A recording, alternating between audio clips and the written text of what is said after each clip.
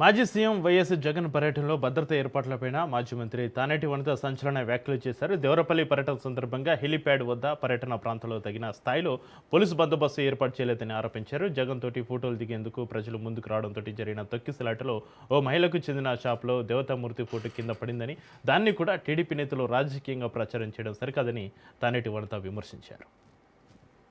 గోపాలపురం నియోజకవర్గంలో దేవరపల్లి హెడ్ క్వార్టర్లో జగనన్న వచ్చినప్పుడు హెలీప్యాడ్ దగ్గర కనీసం ఎంత తక్కువ అనుకున్నా ఒక్క పోలీస్ కూడా లేకుండా, మరి అక్కడ కనీసం ఒక మాజీ ముఖ్యమంత్రికి, జెడ్ కేటగిరీ ఉన్న ముఖ్యమంత్రికి ఇవ్వాల్సిన భద్రత ప్రభుత్వం ఇవ్వలేకపోవడం అనేది చాలా బాధాకరం.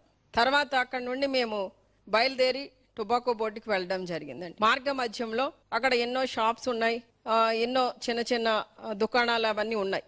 చాలా మంది యువత స్వచ్ఛందంగా వచ్చి అన్నని కలవాలి, అన్నతో షేక్ హ్యాండ్ తీసుకోవాలి, అన్నతో ఫోటో దిగాలని చాలా మంది ఉత్సాహపడడం నిన్న మేము చూసాం.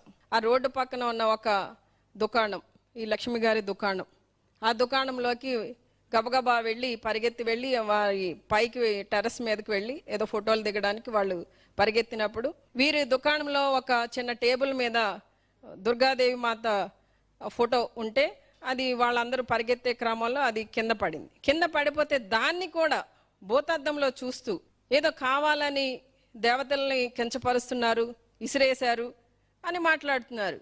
అంటే ఏమనుకోవాలని వీళ్ళని?